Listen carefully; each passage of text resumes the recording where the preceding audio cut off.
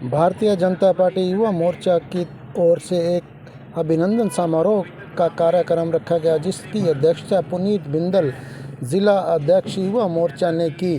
और सुनिए कि पुनीत बिंदल ने इस अवसर पर क्या कहा।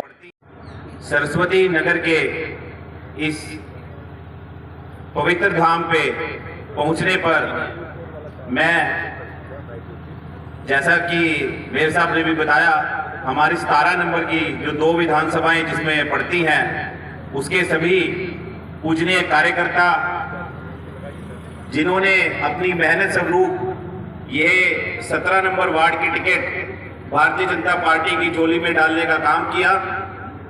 हमारे अंबाला के सांसद, पूर्व में रहे केंद्रीय मंत्री रतनलाल कटारिया जी, हमारे जिले के बहुत ही ऊर्जावान हमारे जिला अध्यक्ष भाई राजेश सप्रा जी, जिनकी कार्यकाल में भारतीय जनता पार्टी जिले के कोने कोने में कमल का फूल खिलाने का काम कर रही है, चाहे उसमें सढौरा नगर पालिका का चुनाव हो, जिला परिषद का चुनाव हो, ब्लॉक समितियों का चुनाव हो, ब्लॉक समितियों के चेयरमैन का चुनाव हो या सरपंचों का चुनाव हो।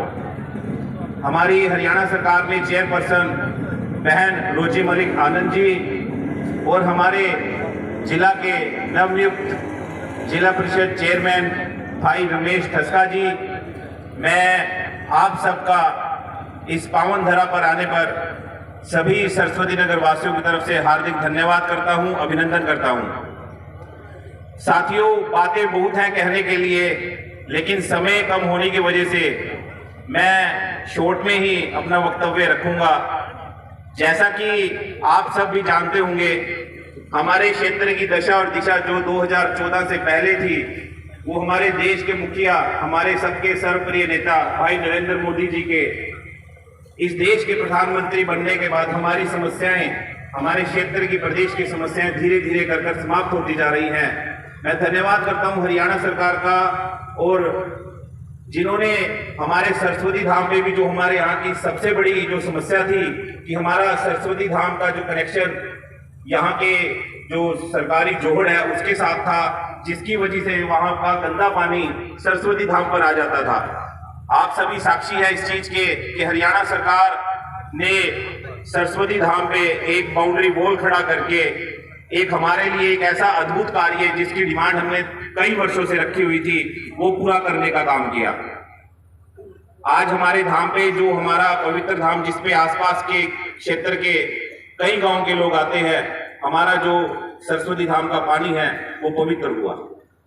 इसके साथ साथ कई ऐसे काम जो हरियाणा सरकार की वजह से हमारे इस सरस्वती नगर में हुए, जिसकी वजह से हम आज सरकार का हार्दिक धन्यवाद करते हैं। जिसमें नई अनाज मंडी का बनना, हमारा शहर में पानी भरने की एक बहुत बड़ी समस्या थी जिसका हम कई वर्षों से सामना कर रहे थे। मनोहर लाल जी ने 10 करोड़ का बजट देके हमारे इस छोटे से क्षेत्र में, जहां की आबादी लगभग 15,000 है, सीवरेज का और वाटर ट्रीटमेंट प्लांट का जो कार्य किया, उनका आभार। और इसके साथ साथ सेंट्रल गवर्नमेंट की जो परियोजनाएं, हमारा यमुनानगर जिला छोटी सड़कों से जुड़ा हुआ था, यहाँ हाईवे की बहुत कमी थी। आज हमारा जिले के आसपास ऐसा कोई क्षेत्र नहीं है जहां से आपको हाईवे निकलते हुए ना दिखे।